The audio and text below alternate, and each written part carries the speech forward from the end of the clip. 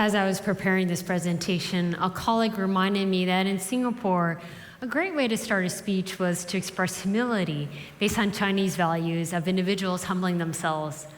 As an American, though, I wanted to tell a joke, a humorous anecdote that would illustrate humor as instruction, the topic of my talk. I thought about this cultural dilemma.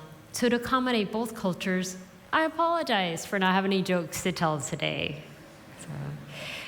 Where do you typically expect to find humor? Maybe when you're with your friends or watching TV sitcoms. How about the restrooms?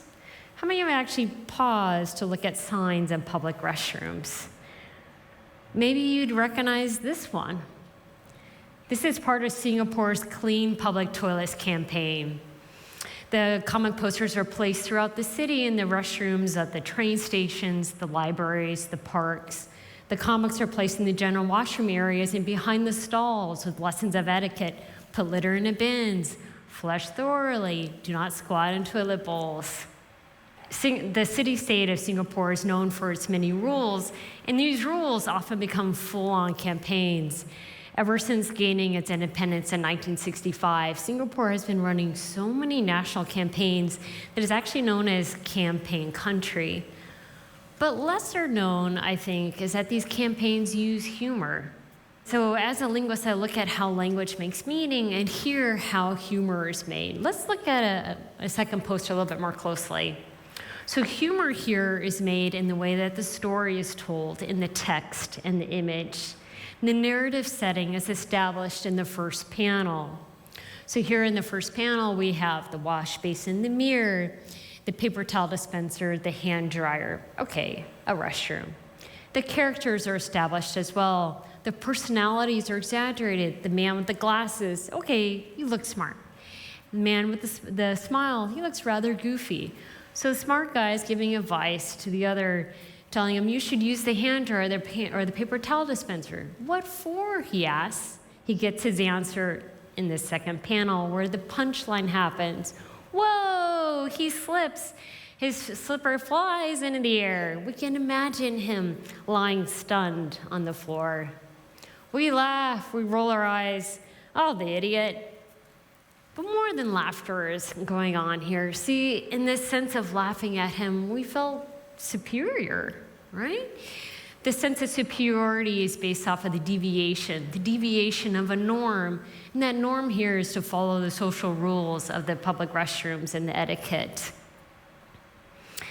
So another value portrayed here in the comic posters is in the third panel. Clean public toilets are possible. Let's make it happen. It's a call to join this movement of keeping public toilets clean in this collective let's. We're asked to think about users of the toilets after us. Humor also helps create this shared experience. Those who use the restroom before us laughed. We laugh. Those after us laugh. So in this shared space, we all are laughing, and then also these values continue this theme of solidarity and unity. In fact, even the government seems part of this community, especially when he's a smiling lion. Here, this is Singa, part of the kindness movement. So humor is important for making content relatable and memorable. In fact, neuroscience research shows that the humor activates the brain's dopamine reward system, which is important for motivation and long-term memory. This long-term memory is important for learning other skills, life skills, like learning how to cook. When I was in graduate school, I began avidly to watch cooking shows. It was so entertaining, but also I realized actually I was learning a lot. I remember learning the basic skill of learning how to chop an onion safely through the personification of an onion to a little man. So if you can imagine here, the top of the onion is with his hair. And so to keep safe, you always want to keep his head above his shoulders while you're chopping. Another way that humor is used, a skill that I learned, was how to cook pasta. So you let noodles boil in salted boiling water in one pot, and you're heating up sauce in another pot. And so a few minutes before the pasta is done, you finish cooking it in the sauce, because if you don't, the TV chef explained, if you don't finish cooking the sauce or the pasta in the sauce, then it's as if they're just hooking up. They're not married. They're just casually dating. So through these personifications and metaphors, we're able to retain these skills more closely.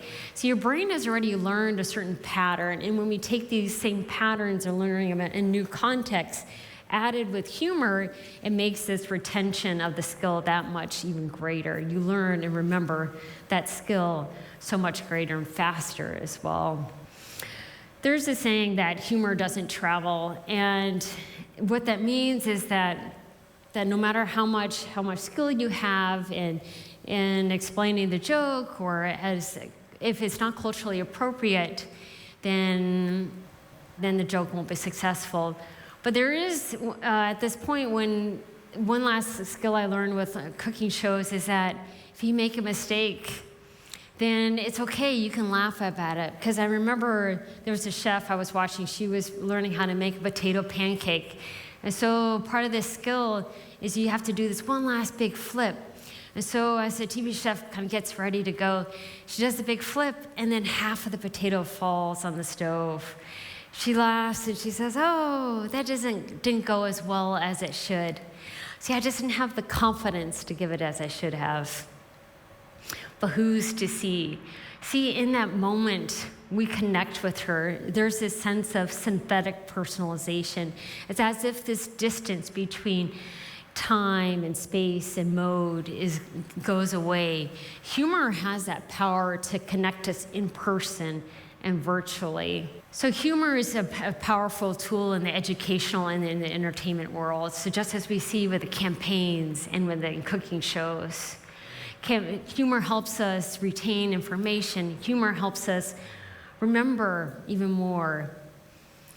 So I do encourage you to use humor in your everyday lives. So as we pause to recognize the value of humor, let's reflect on the progress of a society made through humor. Through humor, we've learned values of cleanliness and courtesy and community. And that, I think, is worth pausing about it and recognizing. So please do use humor. Thank you very much.